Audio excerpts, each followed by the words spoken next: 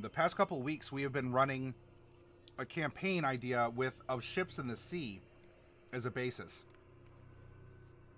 that can very easily marry into our strongholds and followers and still be based on the foundations for this sort of concept found in the Dungeon Master's Guide. When it comes down to downtime activities here, between adventures, on page 127.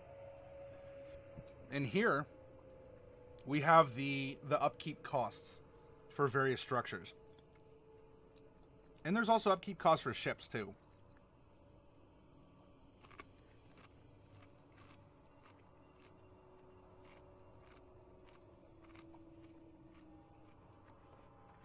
So if we don't want our places to fall into ruin, as was discussed in the supplement Strongholds and Followers, you know, there's a suggested payout that is necessary.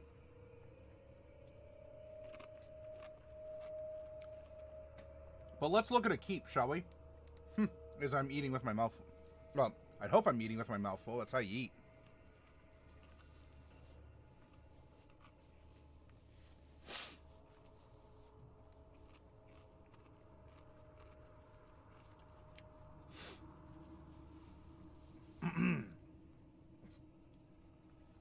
The keep sits on a hill. It may be tall or squat, but it projects power. It's a symbol. It says, I'm here and this place is mine. These people, this land, is under my protection. Unless you don't want it to be. Of course, it's your keep, you do what you want. Put your keep in a valley if you like. Hide it in a forest. But notice that the above language makes no moral evaluation. A good ruler, an evil one, might say the same thing, but for different reasons.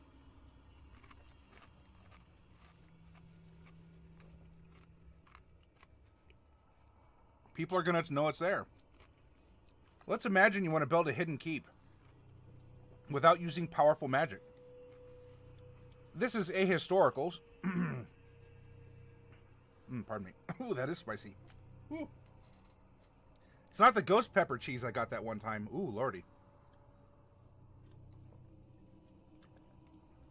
But it does have a zing.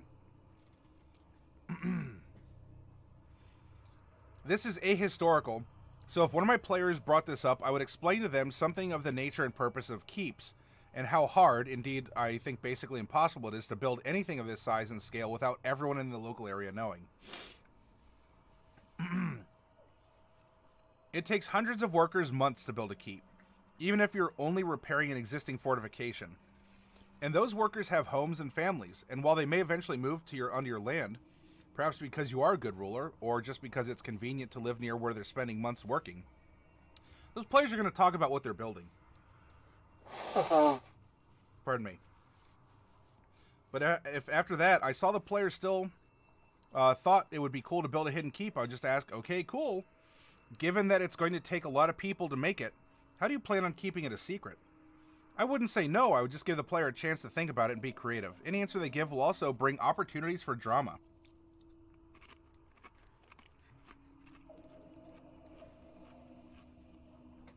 Action, reaction. Which is very simple storytelling. Just think about the consequences for what's happening. You know, you as a DM might allow your PCs to want to build or invest in a keep. Because it will take time and it will take money. You know, they're not buying +2 long swords of dragon slaying when your BBEG is a dragon. Instead, they're dumping their money into a keep.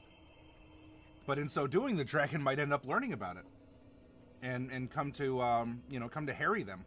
Or the like. And so this is owning a keep or being a part of something is a statement. I'm here to do something. Someone went out of their way in time and materials and labor, even if it's magical labor, to build me. And also think about it this way. If you're in an adventuring party and you come across, no tracks, no signs of anything, but there's a keep in the middle of the woods, you would naturally want to explore it. What's going on? How did it get here? And of course, it doesn't bring this up, but be aware that there are spells that can be cast that can find structures And so being able to determine a structure in the middle of the wilderness, even if you're a couple miles away, could lead also to others finding you and exploring, what is this? What's going on here? Sorry, you have to go to bed. A need for sleep decided to smack me harder. All right. Hey, be well. Thanks for stopping by. And make sure you let me know what you want me to do with those minis, to whom and where you want them sent. If you want to hop into our Discord, you're welcome to join us there, or you can send me a message through Twitch as well. Yep, be well. My players keep in the middle of the forest with no roads. It's fine for them since they now have the airship. Took them a while to get to the first time, though. Well, and people might follow that airship, right? Unless they're super common. I don't know.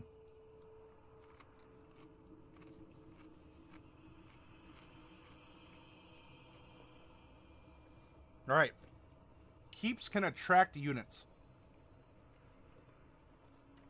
You can attract a unit by rolling on your class's followers chart. Some classes are naturally more martial than others. The fighter and paladin attract units more easily than the wizard and sorcerer.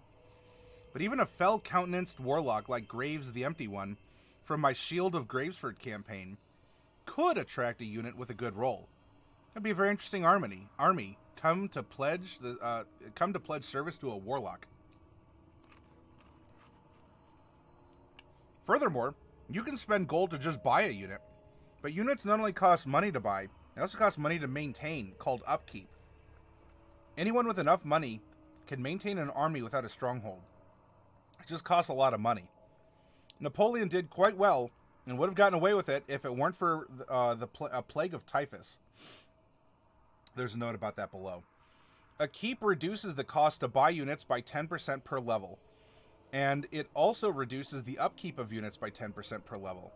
This means a 5th level keep reduces both the cost to buy units and their upkeep cost by 50%.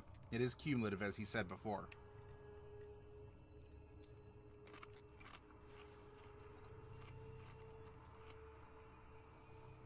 Upon finishing a keep, you gain units equal in number to 2 plus the keep level. At the GM's discretion, if you're building a keep above 1st level, you could get your first unit when you begin construction, another unit halfway through, and the rest when it's complete. There could be good dramatic reasons for this, and also gives you a unit early that you can go annoy your neighbors with. And it's perfectly reasonable to presume the half-finished keep is complete enough to house some folks.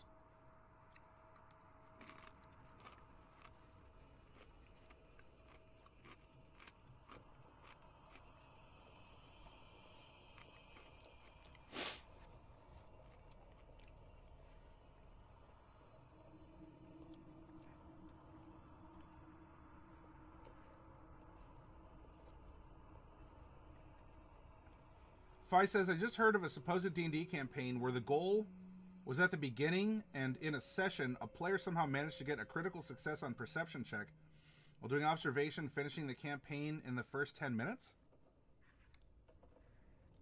Well,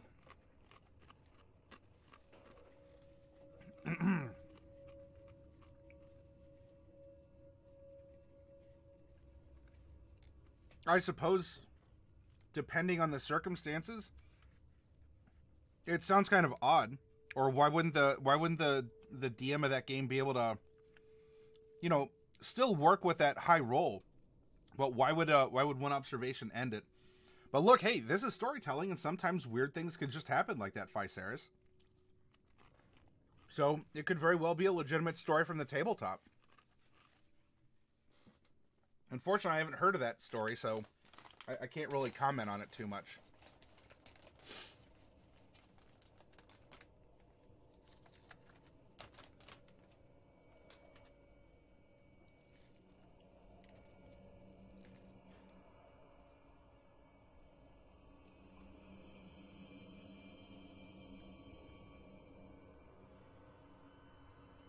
All units raised are of the same ancestry as the owner of the keep. Is a basic rule. If you want to mix that up, well, there you go. Use the rules on creating your own units to build unit cards once you know which unit you have attracted.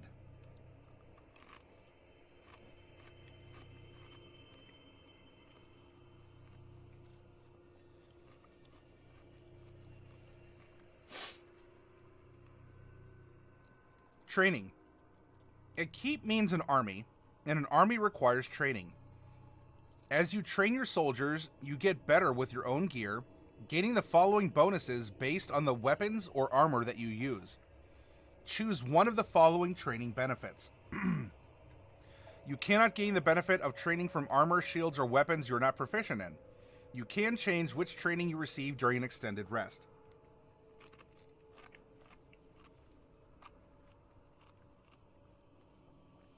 So, congratulations. You built a keep. You're starting to attract some followers. What do you get out of it? Well, let's say you want to go for light armor training. You have advantage on dexterity checks while wearing light armor.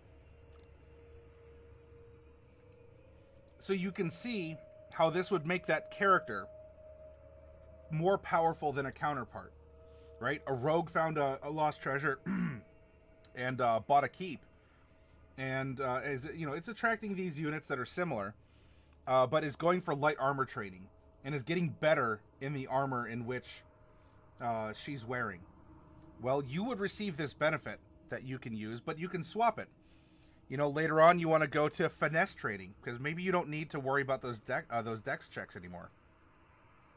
When an adjacent enemy damages you with a melee weapon, you may, as a reaction, make a melee attack against them with your wielded finesse weapon.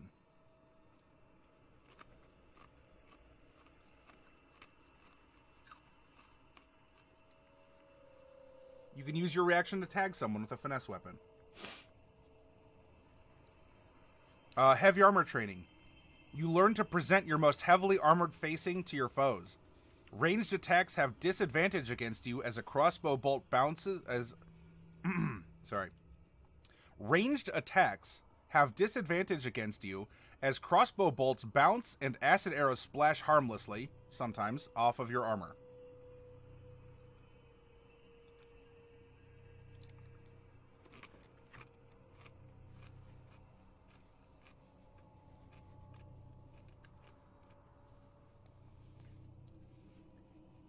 They might be able to be popped out as feats on their own. I think you're getting this because you've gone through the time and expense in order to, I guess, like super train your character. And you only get one of these benefits at a time, and you also need to tie yourself to your keep and maintain it. And so you're getting, I guess, something that might be the equivalent of a feat for a tremendous gold and time sink. Now, it could be worth it. If you want to run a campaign like this, and this is completely up your alley.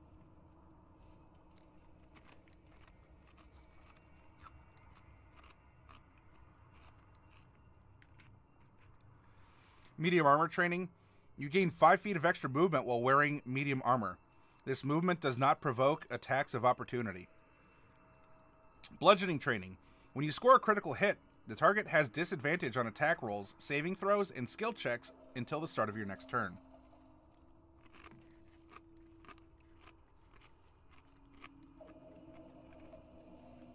Piercing training. You gain an extra 1d6 damage to creatures wearing heavy armor. Or reach training. If you hit with a reach weapon, you can move the target 5 feet, but they must remain within your reach. This movement does not provoke attacks of opportunity. Shield training. If you succeed in a weapon attack while wielding a shield, you can push your target 5 feet away from you. This movement does not provoke attacks of opportunity. Slashing training. You deal an extra 1d6 damage to creatures wearing light, natural, or no armor. Or versatile training. While wielding a versatile weapon in 2 hands, you gain +1 AC.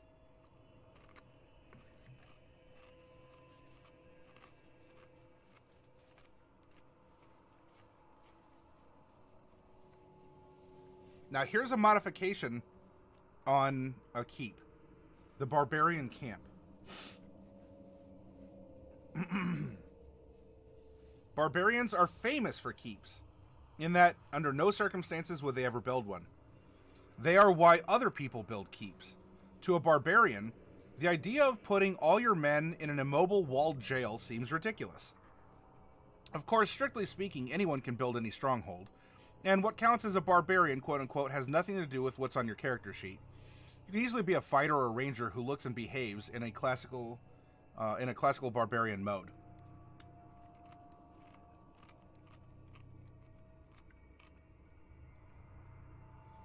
But if you want a rampaging horde, you want a barbarian camp. Accept no substitutes. These rules show how a mobile stronghold behaves based on certain assumptions about a rampaging horde.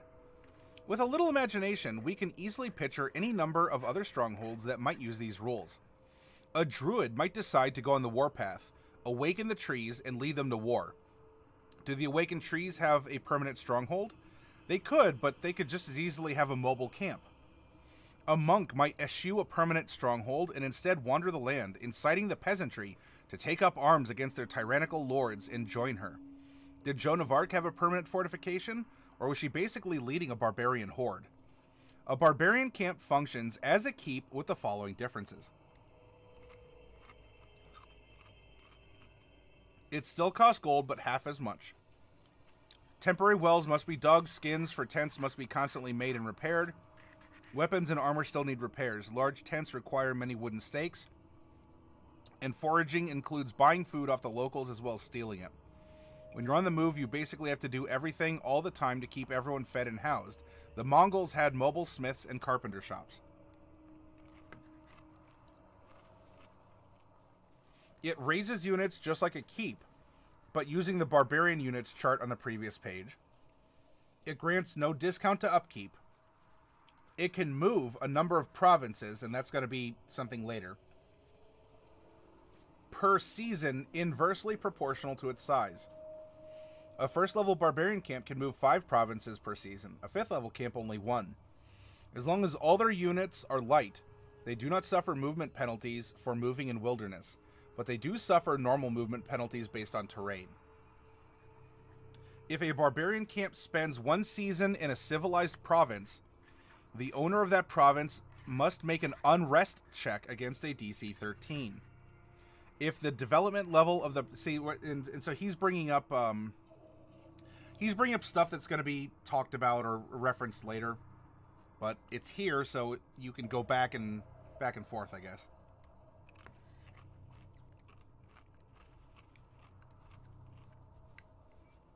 If the province fails its unrest check, it loses 1 development level. If this reduces it to 0, it reverts to wilderness and no longer produces resources for its owner. Of course, spending a season there means withstanding the owner's own armies. We're basically talking about an invasion. And notice the time scale of our discussion. We've now moved from what we might consider to be day-to-day operations in the middle of a campaign, such as our Tuesday game. You know, we kind of joke about it's only been like less than 2 weeks that everything's happened over the course of the months we've been playing.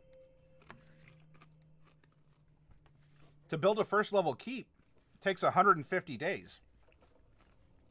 And now we're talking in broad units as seasons, in broad units of measurement such as provinces. And so when you're playing with big money, we're playing with big power. We're playing with, we're on a different scale than perhaps what we're normally used to in a D&D session. But this can still very much be D&D. All right, Victor, be well.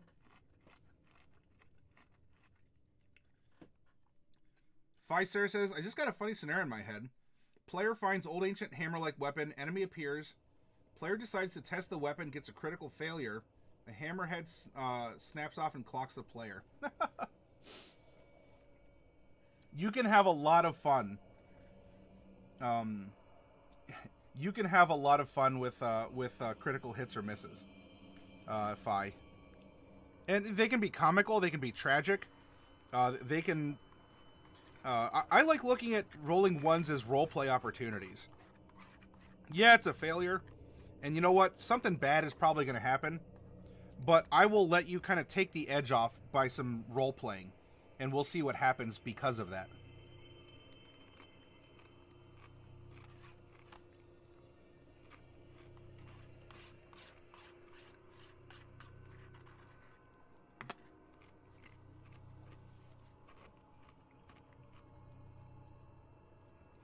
So here we are. Example for a small keep. Has some nice maps that you can reference. Large keep, cellar second floor first.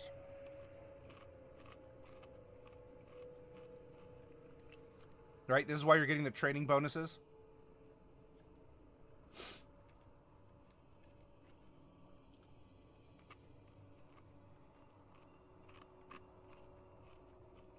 Ah, yes. Remember, this is one of the variants also. The pirate ship.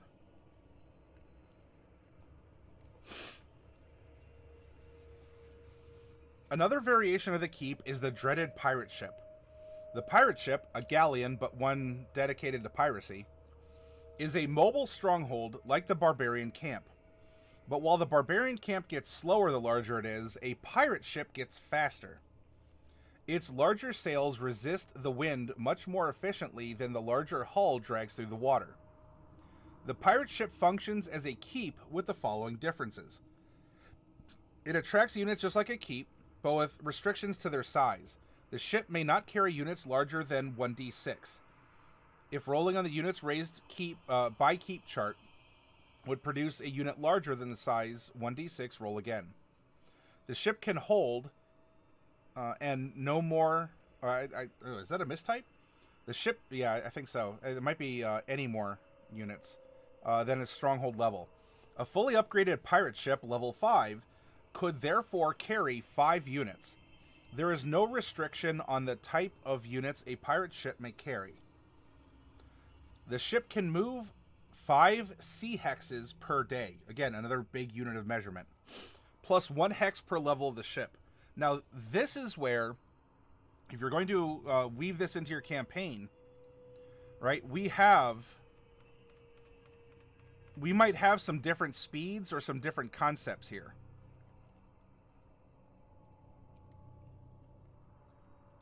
Here we go. Right? Ships in the Sea is based off of the DMG. Right? We're using a warship here.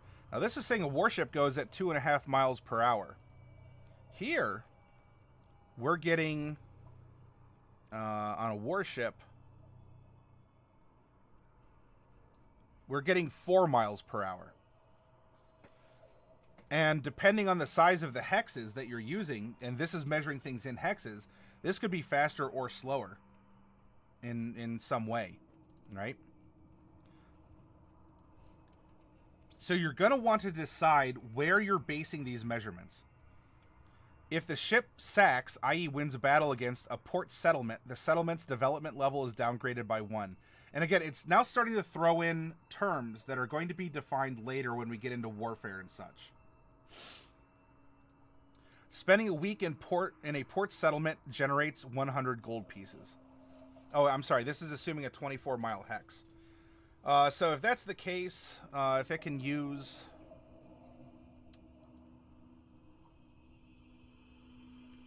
It can move 5 sea hexes per day. That's a 24-mile hex, so that's 96... That's 120 miles per day.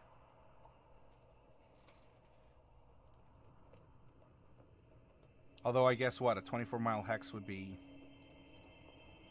Why am I confusing myself?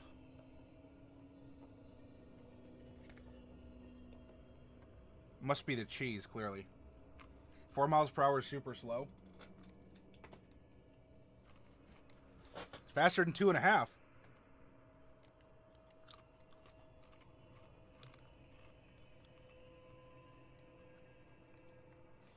But we might see speed variances. And he backs up the larger sails is faster speed. This is actually true. The development of larger sails and the ability to tack into the wind led to the development of the galleon, which was faster than its smaller cousins. Galleons became so big and could carry so much gold and spice, they became easy pickings for enemy privateers, and thus the age of piracy was born.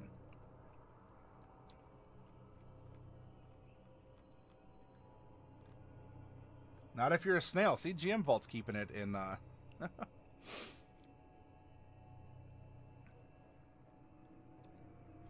And by the way, he is self-aware. Provinces, unrest, and population centers and development levels are in kingdoms and warfare. I know it's kind of bogus to put rules in here you can't use yet, but I didn't want the benefits of a barbarian camp spread out over 2 books.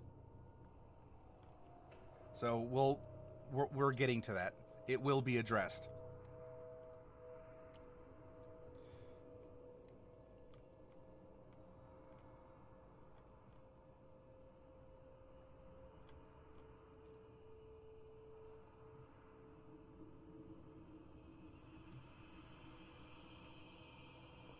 All right, so in concept, here's our keep and 2 variants, the mobile, the barbarian camp and the pirate ship. Come on. Where is my table of contents? Here we go.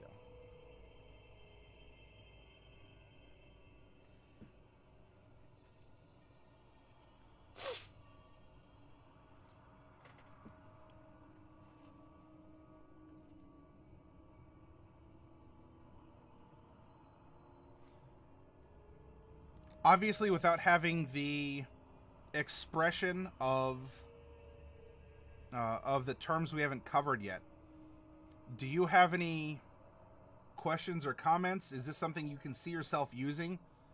Even if it's not by the particular numbers in the book, does the concept that the book puts out there, or the concepts plural, does that seem attractive? Is this giving you ideas as a possible player or a DM in a group that's focused around establishing a settlement, founding a fort or a colony, or things along those lines?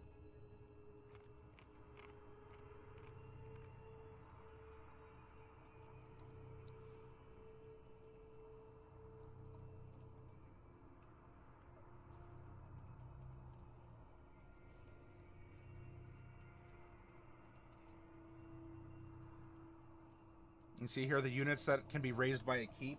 And that can be defined as you wish. And does it have to stick to they only attract people of the same race as the owner? Not necessarily. I think for a guideline, if it's an elven keep, elves are probably going to be more likely to travel there. But, you know, couldn't they have half-orc barbarians stop by that are, you know, seasoned heavy infantry if you roll that unit type that stops by your keep?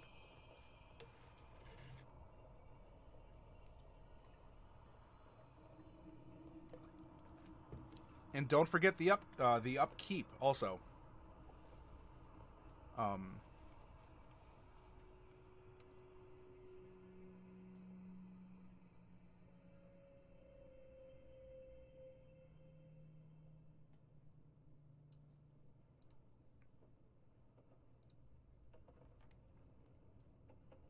There we go. In things like downtime activities, or depending on the structure you have here. You know, is this an outpost or fort? Palace or large castle? As an establishment, is it a shop and it has two gold piece upkeep per day?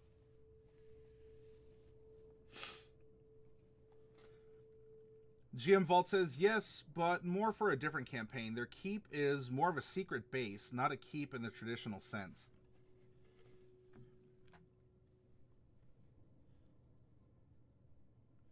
I really like the idea of heading out to totally unexplored wilderness and staking a claim.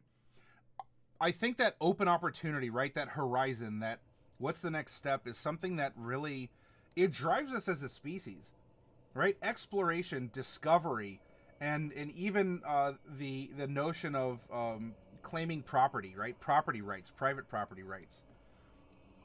You know, that feeling of conquering or domestication, or, you know, taming the wilds, so that, you know, a new era could be born from our efforts. You know, that evergreen renewal of income or popularity or notoriety, getting your name in the history books. These are all things that have driven us as people throughout the ages, no matter where it is that you're born. You know, regardless of your language or your culture, you know, your genetic makeup. And so having an outlet for that through D&D, which D&D already caters to those instincts that we have along those lines, GM Vault. And so here is just one more extension where if we want to play sort of... oh, Mad Dog. Thank you very much for that host. Although if you're stuck in ad limbo, then I'll hang off a second here. But just in case, I'm going to put a thank you for the host. There we go.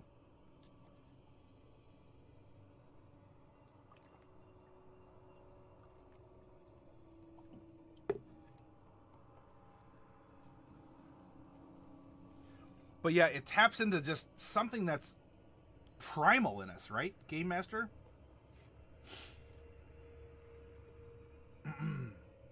Fluffy Sheep says, I would rather have had more ideas for campaigns centered around strongholds rather than detailing rules for implementing the castles, because I generally don't want rules for this sort of thing. This is why DMs exist.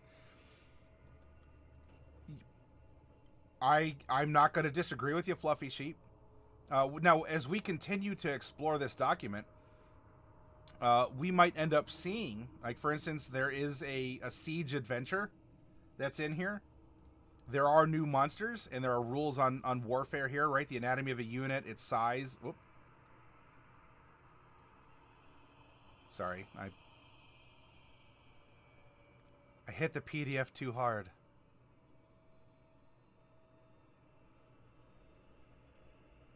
There we go. So, new monsters, and there is this whole warfare about attack and defense, morale. If we want to find... if we do want to find campaign ideas, we could look at the Siege of Castle Rend, and we will. That'll be something we end up doing here. But we might be able to find ideas like the Druid's Grove, the Monk's Monastery, the Wizard Library. You know, go and, well, followers could bring some interesting political intrigue as well.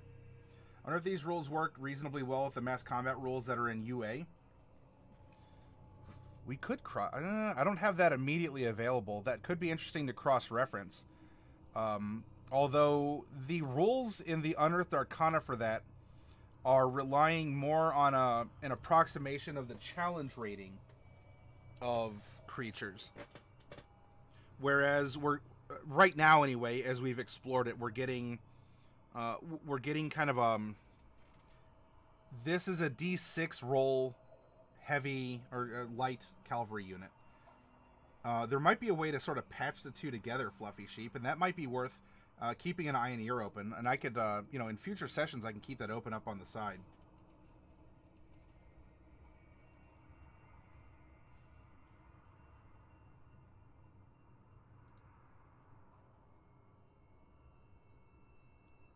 Take a quick little peek ahead, right?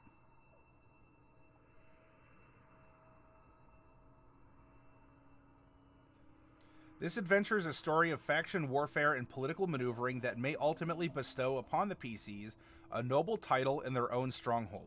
Not all players care about this stuff. For your sake and theirs, talk to your players and get a sense of how interested they are in a campaign that involves politics, intrigue, commanding armies, and maintaining a keep or castle. As long as some of them are interested in this stronghold thing, you should be safe. There's still plenty of dungeon exploring and orc slaying in this adventure, after all.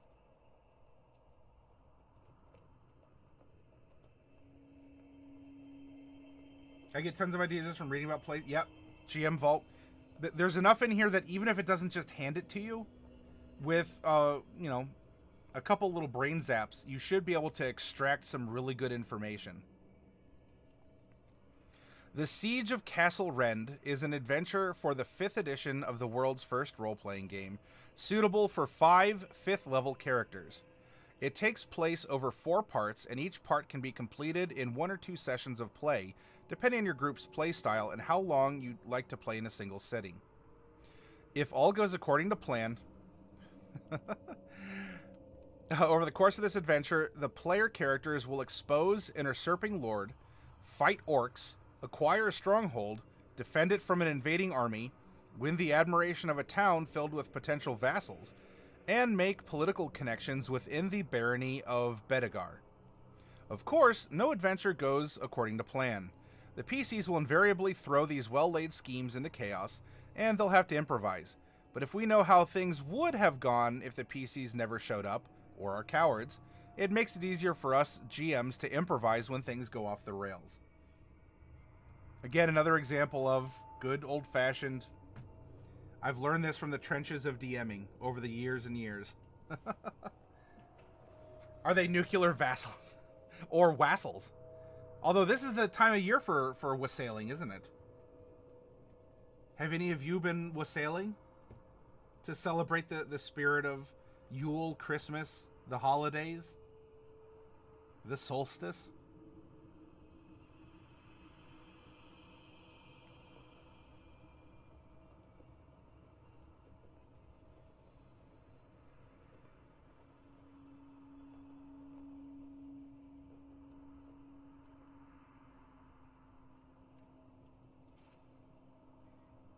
Get some nice maps. All sorts of good content here.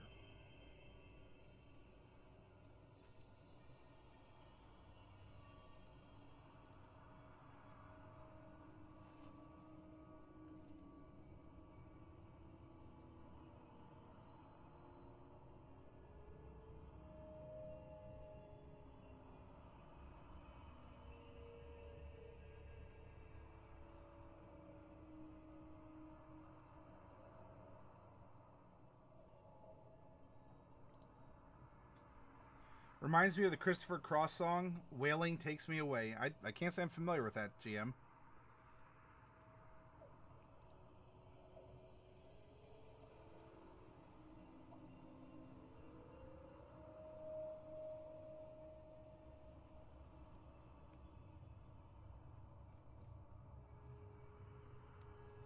Well, all...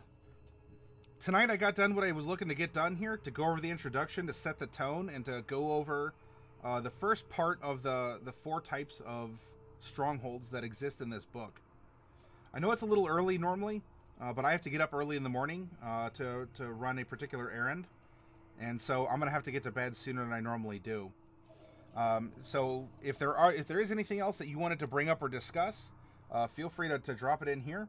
Otherwise, I think we're gonna go find someone that we can go raid and enjoy some content here as I go and snooze and get ready for an early day tomorrow. Yay! Hey, thank you, Fluffy Sheep. I always enjoy your jumping over fences.